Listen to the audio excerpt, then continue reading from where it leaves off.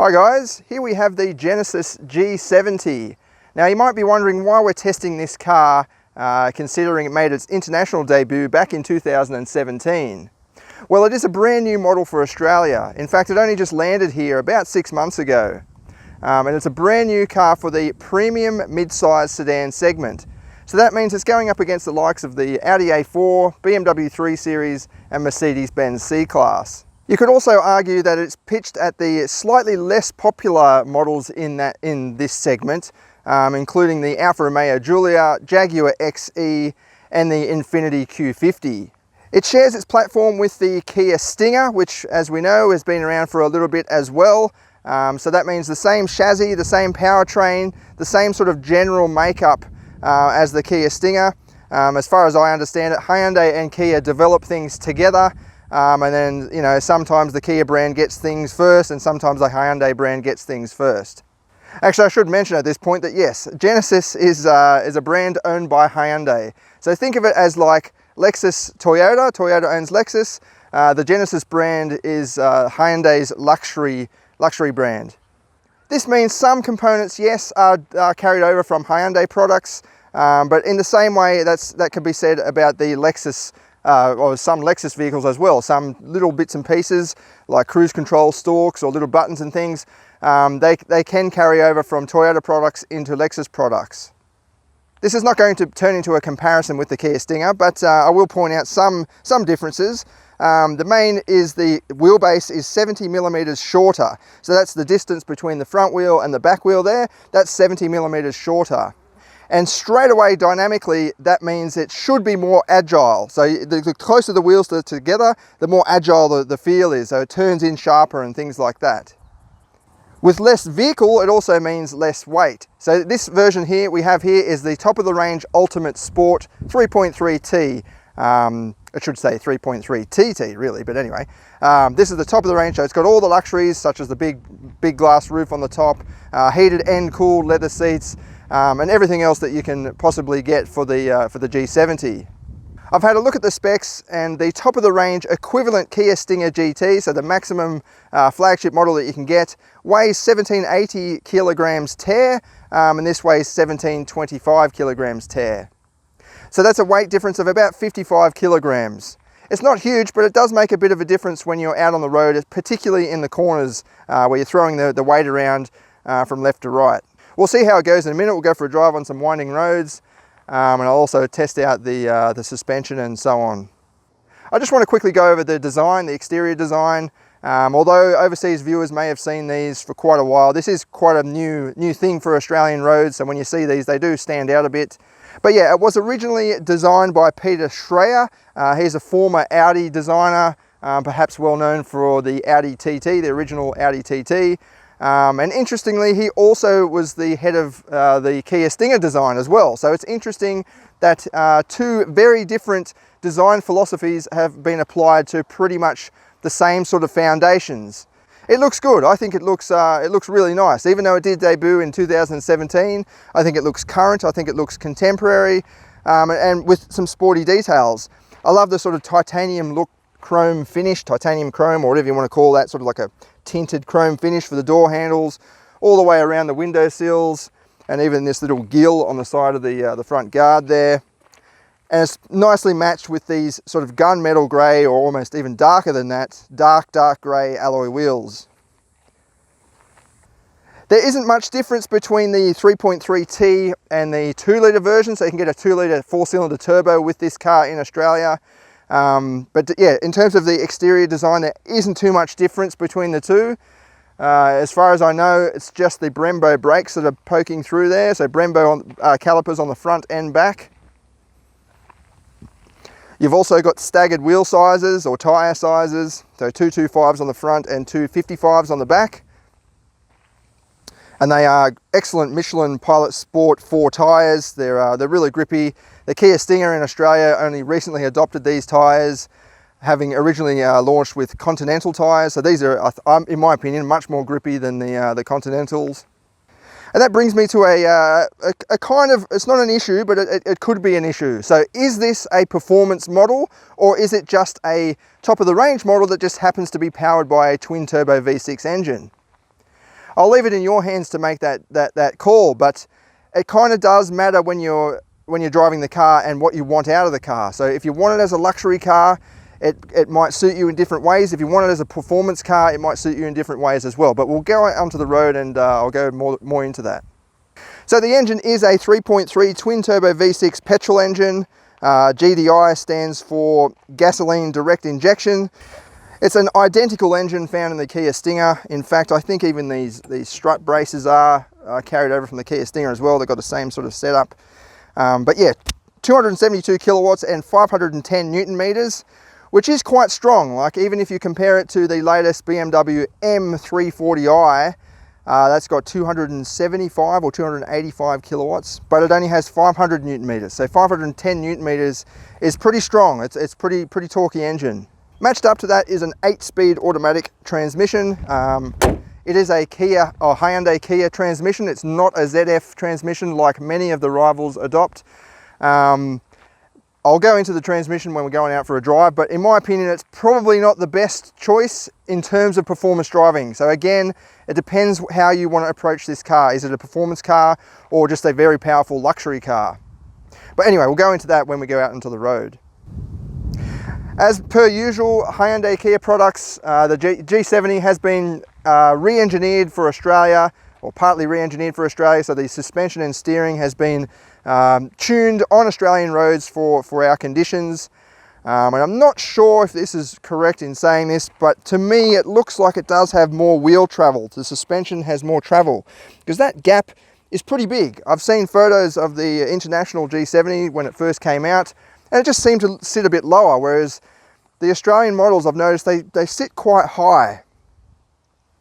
But it would make sense because we've got pretty poor roads. Actually, the roads coming in here had quite a few bumps and potholes and stuff, so I'll show you what I mean. There are some fake vents, a little pet peeve of mine in the front end. So these little ones in the corner there are fake, but these little ones in the sides here, although they do look like they're closed off, they do go through and feed to the back of the or the inside of the wheel arch there.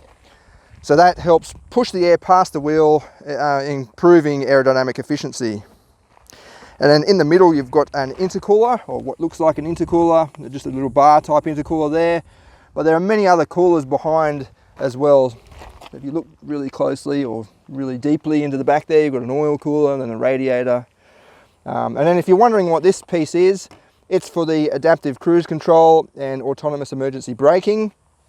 You might see a black panel on some cars. I'm just trying to think off the top of my head. I can't think of any car, but anyways, you might notice that on modern cars where it's just a black panel, whereas Genesis has gone to the length of trying to mimic the grille design on the front there so it doesn't stand out as much. So the panel doesn't stand out as much, I mean. And you've got a little camera there for 360 or 360 degree parking cameras, so top view and all that. I'll show you that in a minute. Let's have a look at the interior. I might just move it out of the sun because it is a very bright and sunny day today. I'm quite hot as well, but I'll see if I can find a spot in the shade. So when you first open the door, it is clearly a luxury car. I like the diamond stitching on the seats, and I like the little sports steering wheel, and I like the little brushed aluminium sort of trimmings on the door trims there. There's more on the center console. Two different sort of textures to that as well. This one's sort of polished or smoothened, and this one's got that brushed effect.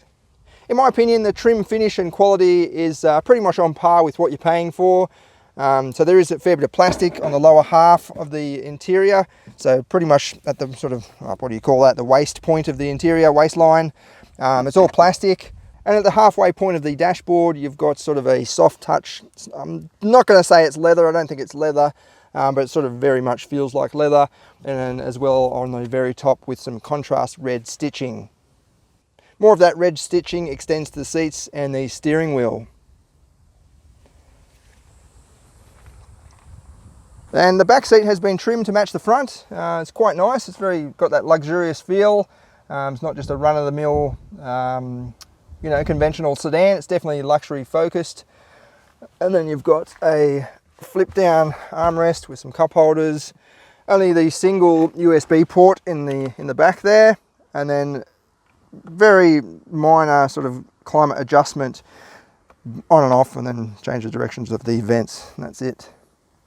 You can adjust the front seat from the back, which is kind of funny. Usually you see that sort of thing, I'll just sit in here. Usually you see that sort of thing on very high-end luxury cars, so like the big luxury sedans where people are, or the owners are going to spend a bit of time in the back being chauffeured around, and you can adjust the front seats from the rear position. But I'm not sure if that's necessary on a car in this segment. I don't think there's going to be many buyers sitting in the back here. They're going to buy it and probably drive it. I don't think they're going to get a driver to drive them around. Now, rear seat room, it is pretty small, particularly this massive transmission tunnel that runs through here where the drive shaft goes through, limits the rear middle seat passenger space. So even just to get in, you've got to lift your foot right over. Once you're in, it's not too bad. It is perched up a bit higher as per usual middle seats. But yeah, I think the gap between the center console and the seat there is quite small compared with many of the rivals. In fact, the worst car in this segment, in my opinion, is the Lexus IS, the current Lexus IS. It is very tight in the back, whereas this is definitely a bit bigger, a bit more comfortable. I've got a bit of headroom. You've got your own lights there. I'm not sure if you can see that. The camera's probably pointing straight at the ceiling, considering it's on my head. But yeah, my head isn't actually touching the ceiling, which is pretty good. As I've mentioned in other videos, I'm about 170 centimeters tall, so I'm pretty short. But yeah, if you were taller than that, you'd probably touch your head, at least in the center, in this middle seat. But moving over to the outboard seats, once you get your foot across there, it's not too bad. It's actually about average for this segment, in my opinion. If you really want more room in this specific class, you need to turn to the Lexus ES or the Volvo S60, where that presents quite a bit more room than this. But it's, as I said, it's not too bad. If you've got 4 adults and you're going to a business meeting or something like that, or even whatever, a weekend away, it's not too bad. I could definitely sit here comfortably for a few hours and not be too bothered. The window sill is pretty low, so you can see out, and that sort of reduces the chances of feeling claustrophobic. So it's not too sort of closed in the back, which is a good thing. And you've also got heated seats on this top of the range model, so 3 different settings for the outer seats. The middle seat doesn't get the heating function. Let's check out the front. It's a beautiful driving position. This does have the comfort access system, so the steering wheel, I'll start it up. Steering wheel will come into your usual setting, and then when you turn it off, it raises up so you can get out easier. But yeah, it feels really nice and natural. Good visibility as well. I've got the sunroof shade open, letting in a bit of light. But yeah, you can tell this is a bit of a driver's car. It's not just a luxury car. Even the way this center console sort of wraps around and focuses slightly on the driver. Even the touchscreen is tilted slightly towards me. So yeah, they've done a good job in that department. Where they may have missed out a little bit is with the touchscreen system. There's no hand controller down here, which I think all cars should start to adopt hand controllers down here, because using your mobile phone is illegal in Australia. I'm sure it is in many other countries. I don't see what the difference is between using your mobile phone and fiddling around with this. If I'm looking over here, fiddling around with all this, you can go into all the settings as well, get really distracted by it. Not just this touchscreen, I mean any touchscreen in any car. And then not know what's going on in front of you. So an easy way to reduce the risks of all of that, in my opinion, is to have a hand controller. So you can look down here, just glance across as you're making little adjustments, and after you own the car for a little bit, you'll know what to do to get to various areas of the touchscreen without even looking. Whereas this, you can't really do that. You've got to look where you point your finger. But yeah, my main issue with the touchscreen is that it is just a little bit small and basic. It might even be shared with some Hyundai products. I can't think of a car at the moment off the top of my head, but it's probably the same as the one in the i30. I mean, the screen alone isn't actually too bad, and the graphics and so on, it's actually really easy to navigate as well. You've got Apple CarPlay and Android Auto as well. You can fully connect your phone. You do have this little home button up the top, which takes you to this main screen. There are a couple of buttons down here to jump to various areas. So you can go to radio and it will take you straight to the radio menu. You've also got set up and play around with various apps. My main issue is not necessarily the the software running the touchscreen, but the size. It's just a bit small, especially considering this is the top of the range version. So this is shared with all of the G70 models in Australia. It would be nice if they fit a widescreen version, at least for the Ultimate Sport version, which is what we're sitting in now, just to give it some distinction over the other models. All of the controls feel really nice. So these little knobs, they've got this metallic feel to them, and then they're shared on the steering wheel as well. We've got the volume knob, which is like a nice little metal thing. Reminds me of the controls on Audi. The Audi seem to go for this sort of setup. And also very user-friendly controls as well. So on this side, you've got the little menu option, so you can go through the instrument cluster. You've even got, where was it? Drive to display your tyre pressure. So it's got live tyre pressure readouts, not just tyre pressure monitoring in terms of low pressure, but it will tell you the exact PSI figure. Just before we go for a drive, we'll check out the boot. It's not actually an electric boot, it'll just pop up. So if you hit the button, it springs up by itself. It's not actually an electric sort of power operated boot lid though. According to the specs, it's 330 litres, which is a little bit down on most of the rivals. They sort of hover around the 400 litre mark, and even the Kia Stinger is just over 400 litres, but that does have a hatch lid at the back. As a comfortable luxury cruiser, I think the Genesis G70 is a great car. There are some cars in this class that focus too much on sportiness, which is, you know, it's fine if you want a sporty car, but there might be some people in this class that actually just want a luxury, comfortable, relaxing car. And I think the G70 does walk that sort of fine line between offering comfort and luxury as well as sportiness. We've got a few different driving modes to choose from to help give us some versatility. So at the moment I've got it in the default comfort mode, but you can adjust from smart. That sort of adapts to your driving style. And you've got an eco mode, so the throttle becomes very lazy, and you have to push the throttle pedal further than you normally do to achieve acceleration. And then you've got the comfort mode and sport, which does tighten up the suspension, and also it tightens up the side bolsters in the seats, which is pretty cool. They sort of hug you in, as well as increase the throttle sensitivity, so you only need to touch the throttle a little bit to get a response from the engine and transmission for that matter. And then you've also got a custom mode, so you can go in the settings and adjust the powertrain, steering and suspension. So you might want, you know, comfort suspension, sport steering and eco powertrain, or whatever. You can customize whatever you like and sort of preset it, so you can just quickly jump to a setting that you prefer. I'll leave it in the comfort mode to start with. And in this mode, it is just that. It's very comfortable. It reminds me, I know this is going to be stupid to say, but it reminds me of the old Ford Falcon sort of Fairmont gear models, in that it's just quiet, smooth, absorbs the bumps really well, but you get that sense that it's got a lot of torque from the engine. It just like steams along almost relentlessly, regardless of how much how much weight you're carrying, how many people you're carrying. The engine just sort of surges you along no matter what. And again, going back to that sort of, is it sport, is it a performance car, or is it a luxury car? The engine sound is definitely luxury focused, so you can't even really hear it. Even in sport mode, there is fake sound coming through the speakers, which, you know, you probably know my opinions on that. I don't like them. There's no point in having them. But in this car, it's not too aggressive. The sound. It's pretty faint, and just in the background you can just hear it, and it does add a little bit of character, I guess. But again, I'd rather just have a switch where you can just turn it off. Even a quiet V6 sound is not too bad. Just like a nice smooth rush or a humming rush is fine. You know, I'm happy to have that over a sort of fake electronic sound anyway.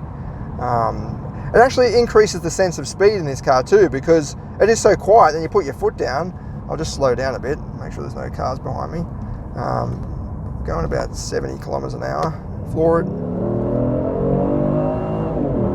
And that's 100. If you watch that speedo, in fact, if you play it back again, watch the speedo. It climbs really, really fast, but you don't get that high sense of theatre in the car, which is a bad thing and a good thing. So if you want a luxury car, it's great because it makes you feel like, whoa, this car goes actually really well. I didn't expect it to go that well. But if you're expecting, you know, to plant the throttle and there's big barking soundtrack coming out of the engine, then you might be a little bit disappointed. On that note, pardon the pun, but the G70 doesn't come with a sports exhaust option like the Kia Stinger does. I know, again, it's not a rival to the Kia Stinger, and I shouldn't be comparing it to the Kia Stinger, but in Australia you can get a sports exhaust setup, which does increase the sort of barking nature of the engine. That's not available for the Genesis. I guess that's probably a good thing, because the Genesis brand is more luxury focused, obviously, whereas the Kia Stinger is pitched as a bit of a sports car. So, you know, it's a bit more of a grassroots, well, not grassroots, but you know what I mean. Like it's more targeted down that way as opposed to this, whereas it's quite premium and luxury. See how it goes over these train tracks.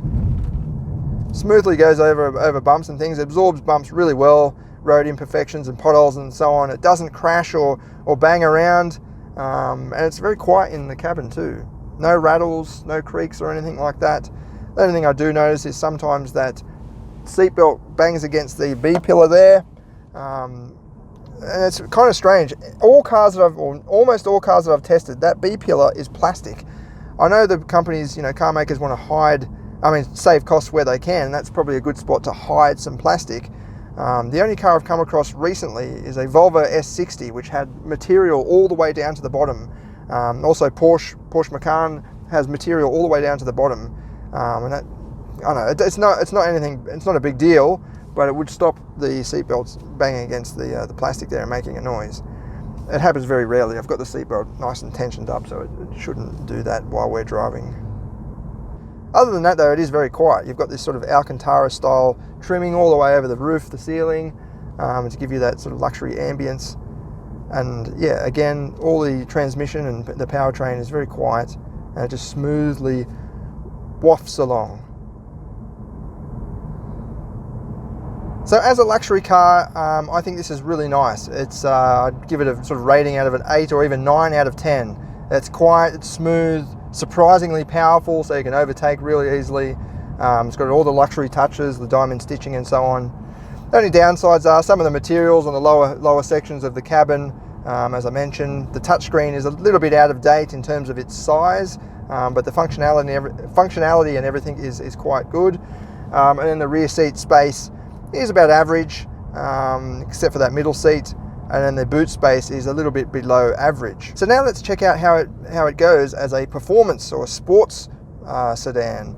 To do that, we'll engage sport mode. So straight away you've got those seat bolsters poking out or grabbing me, hugging me in. The steering becomes a bit firmer, a bit heavier, and the revs just climbed a little bit. What is a little bit disappointing, what I was trying to get at, or what I touched on earlier, is the transmission. So there's no manual mode for the transmission.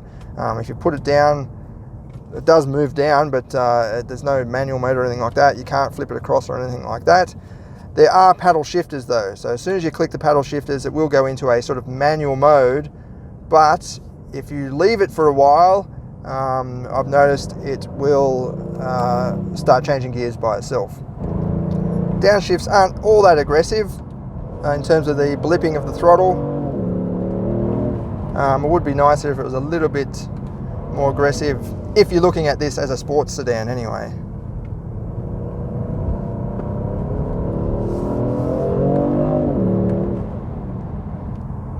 But yeah, the suspension is definitely firmed up quite a bit. I noticed in comfort mode, it does, well, I'm not going to say torque steer because it's rear wheel drive, but it feels kind of like torque steer. The back wheel sort of squirms. It might be on the edge of braking traction, but it's sort of, yeah, one wheel might be spinning slightly faster than the other and it sort of squirms its way. But what I'm trying to say is it does actually cause you to adjust the steering slightly to compensate for the rear, for the tail, just sort of squirming around a little bit. What I've noticed in sport mode with the suspension tied down more, it's not as evident. So you can floor it and it won't actually squirm around as much as it does in comfort mode. I will do a 0 to 100 test for you. I've got the V-Box in the center console there, so we'll get that out. I'll find a nice stretch of road and we'll do a couple of runs. And I'll try and show you what I mean with the sort of torque steer in comfort mode. But yeah, see, as you've probably seen then, it's gone back into D in the transmission. Even though I've just finished playing with the paddles, it's gone back into the default automatic mode. So for a sports car or a sports sedan, you really do want a manual mode that just stays in manual mode. You can hear the engine revving away, and it's got that very faint sound coming through the speakers. Just went for first gear then, I don't know why I clicked first gear. But yeah, there's a lot of torque, so a lot of low down torque, mid-range torque. And it's surprisingly quick. That's the thing, you don't really realise how fast you're going until you actually look at the speedo and see that the speed climbs really quickly. In fact, this road even is a bit too tight for the car, it feels like, almost. Got quite long legs, the transmission too. So you can leave it in third gear even, and just let the torque of the engine pull you around. Nice front end grip though, it feels pretty nice. The steering isn't as engaging as some of the European rivals. C-Class, 3 Series, Alfa Romeo Giulia is very sharp steering, almost too sharp. But yeah, a little bit more engaging, whereas this doesn't have the ultimate feel of some of those. But again, it's quite relaxing. It's not too fidgety, like particularly the Alfa Romeo. So in that sense, yeah, it depends what you want. You've got to try and figure out the balance that you want. Do you want it to be more sporty, or do you want it to be more luxurious? Okay, going back up the hill. Change the gear a bit. So it's up changed to third gear then by itself. I didn't really want it to because I was approaching the corner. And I'll probably change gear again. I've got to change back down to second. Yeah, it's just a little bit annoying when you want to drive in a sporty manner. Again, if you're going to take this as a sports sedan, then you might be a little bit disappointed, but if you want to take this as a luxury sedan that happens to be powerful, then it's probably more acceptable. Good traction. That was flat to the floor. Again, it doesn't have that excitement of a sports sedan because of the sound, but you look at the speedo and it's just climbing really, really fast. They are good brakes, good pedal feel as well. They haven't faded or anything during my time behind the wheel, which is good. So even though you've got that awesome straight line performance, you can hit the brakes or rely on the brakes. Change down the first gear here.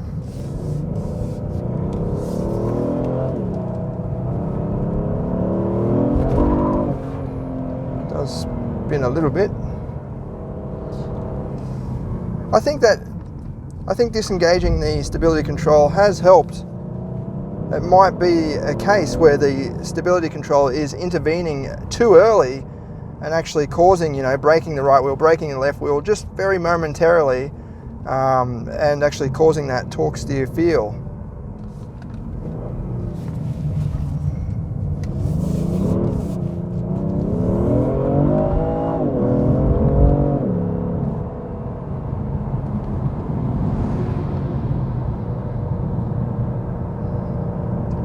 But yeah, overall I think this is a great first crack at the mid-size premium sedan segment. If Genesis can build on this for their next edition, the next generation, it will be a fantastic car.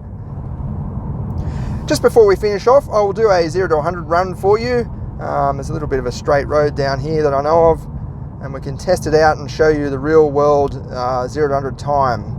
It's not going to be our official time. We've already tested the G70 3.3T in Sport trim. So that's the base model trim. This is the Ultimate Sport, as I mentioned, the top of the range. The Sport doesn't come with some of the extra luxuries like the big glass roof. I don't think it's got heated seats in the back either. It might not even have cooled and heated seats in the front. I can't quite remember. But yeah, some of these features would add a little bit of weight. So we might not get the time that we got in the Sport, which was 4.68 seconds, which is really incredibly fast for a car that isn't a dedicated performance model. It's, as I mentioned, it's just a top of the range model that happens to be very powerful. And if you go up against cars like the Infiniti Q50 Red Sport, the best we've got out of that is about low fives from memory. Even the Jaguar XES, which I don't think is on sale anymore, the V6, 280 kilowatts, I think the best we've got out of that is about 5 seconds flat. So 4.68 seconds is really, really impressive time for this category of vehicle. Okay, here's a nice straight bit of road. I'll wait for all the cars to disappear. To engage launch control, you have to have the stability control completely turned off, as far as I know. So you hold it down for a good 3 seconds. I've got the V-Box turned on. I've got the official app on this iPhone here. I've got it all programmed in for Genesis. We hit go. And it won't start timing until I move. Launch control ready. A little bit of wheel spin, probably not the best surface. That's just done 5.4. We'll just do another run straight away. Hopefully the tyres might be a bit more warmed up. Hit reset, start, no cars. Started to move already. Launch control ready. Definitely too much wheel spin that time. That's done a 6 flat. With wheel spin. So what I'll do this time is I'll just floor the throttle. So without the launch control, I'll leave the stability control all turned off, and I'll just flatten the throttle and see what it does then. I do have the air conditioning on as well. Quick turn that off, get an extra 2 kilowatts or something like that. I'll try it out again. So no cars behind me. Go. It says launch control active anyway. 100, so that's 5.4 again. But yeah, 5.39 seconds is the best we've done today, which is pretty good. So this is not the best conditions as you've seen, and it is quite warm, 26 degrees. It is heating up a little bit, and this is the luxury model. I reckon on a better surface, this exact car could probably do 5.1 or something like that, or even 5 flat. But if you really want to go fast or accelerate fast in the G70, I reckon you're better off going with the sport version, the base model. It still has leather and everything like that. Still has the Brembo brakes, exactly the same engine and everything. It just misses out on some of the sort of heavier luxuries like the glass roof and some other bits and pieces. For more information, you can head over to our written reviews, including the long-term test, the 3-part test. I've got the 3 different links in there, as well as our Australian launch media review test that we did, written review on the website. Thanks for watching.